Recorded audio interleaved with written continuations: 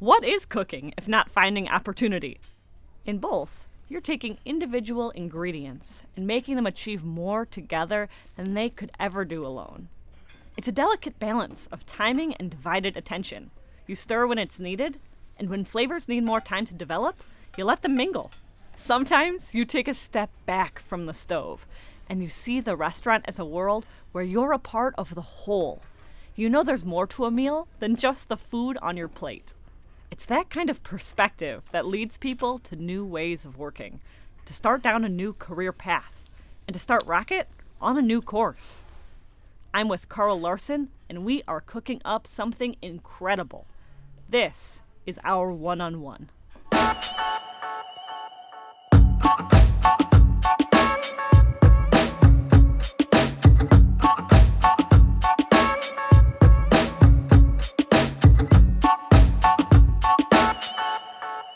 It's crazy to think that, we've been moving at such a rapid pace that we haven't had the chance to catch up until we're making pot stickers together. This is my favorite way to catch up with people. I don't know if you noticed it. Making Asian food? Making Asian food that I've never made before. Yes, that's no, this is really cool. I've thought about you a lot over the last 18 months because I don't know if I've ever been through such a period of rapid change in my career. Yeah. I've had 6 leaders in the last 12 months. Yeah, it's a lot. But this is something I attribute to you. You're always on the, cutting edge of things. Well, I appreciate that. I like that as a brand. I'll take it. I think we're fortunate enough to work at an organization that's always trying new things, always innovating, always, trying to find where the next edge is for us, either at an industry level or at a... I like that you did that as you did your edges. Yeah, you like that? Yeah, it's good. It's really good timing. As an organization, great ideas can come from everywhere. So, being on the cutting edge a lot of times is just creating the thing that you want to exist. With chat banking,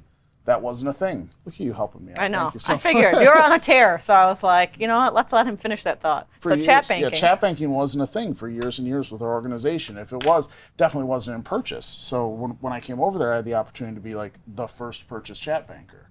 Weird question. Yeah, sure. Warren Buffett acknowledges the presence of luck in his life. It's like, yeah, I've worked really hard, I've done a lot of things, but there also have been times I've just gotten lucky. Yeah. Is there anything you feel that way about?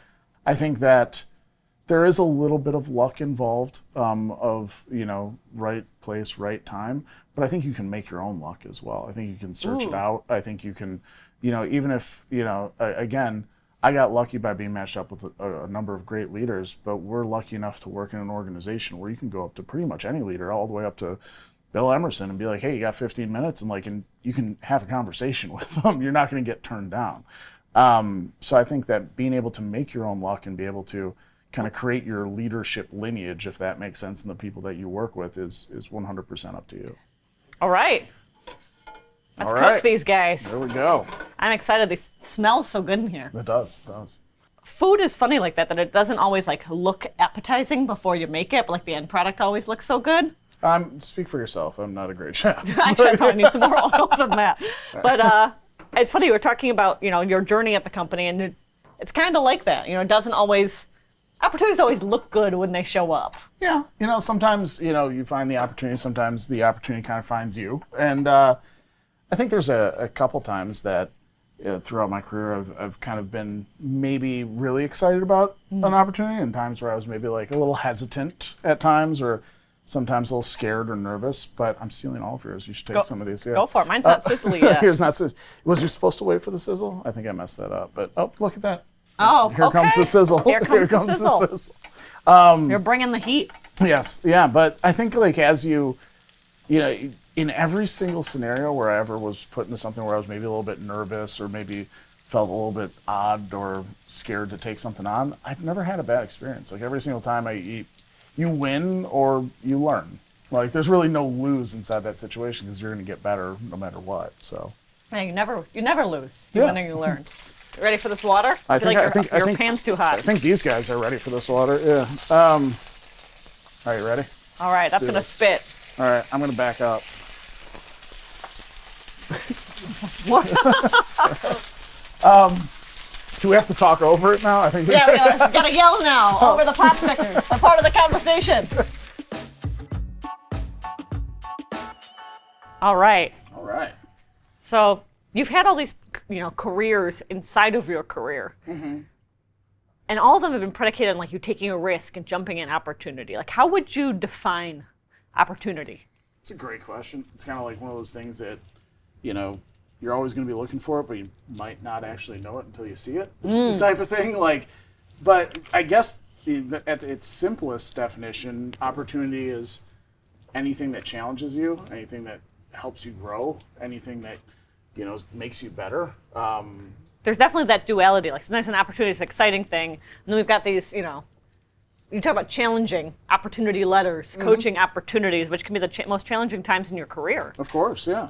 And I think, you really get to decide. You have to kind of make a decision at that point how you're going to approach that opportunity. Ooh, true. Because you can look at that and you can be like, you can make excuses, or you can say, why me? Or you can say, like, okay, I'm going to focus on what I can control now. What can I do going forward? And, I think in a lot of organizations too, like, that doesn't exist. Opportunity and potential definitely go hand in hand. Most people, aside from maybe their parents, don't have someone who like cares about what they care about or cares about their future as much as they would. That's something that's, I would say, more unique to our leadership style as an organization. Usually in life, in order to take on something new, you have to give something else up. You only have so much bandwidth in the day. Do you feel like loss aversion keeps people from capitalizing on opportunities? As we grow and as the people that we lead grow, like being able to have a short-term memory and not take the frustration of the last call into the next call, the frustration from, if you're not in banking, the frustration from the last situation into the next situation. Like, being able to kind of leave that and approach every single interaction as new, I think is the best way to approach any opportunity, because you're not taking that baggage with you. In my experience, doubt usually precedes an opportunity. Yeah. I have a lot of times where people who I've worked with in the past call me back, I'm sure you do, and they're like, hey, I'm not sure. And I love doubt, because I feel like without doubt, you can't really have conviction. You just have blind faith unless you've doubted it a little bit. Like, you have to sell yourself too. When I think about that idea of like looking at an opportunity, deciding to lean into the challenge instead of like lean back or lean away from it. Yeah. You have to be fearless. Yeah, absolutely. With really no data to back up the fact that you should be fearless. Just blind faith. Just like you do have to have like. But I mean, like, here's the thing.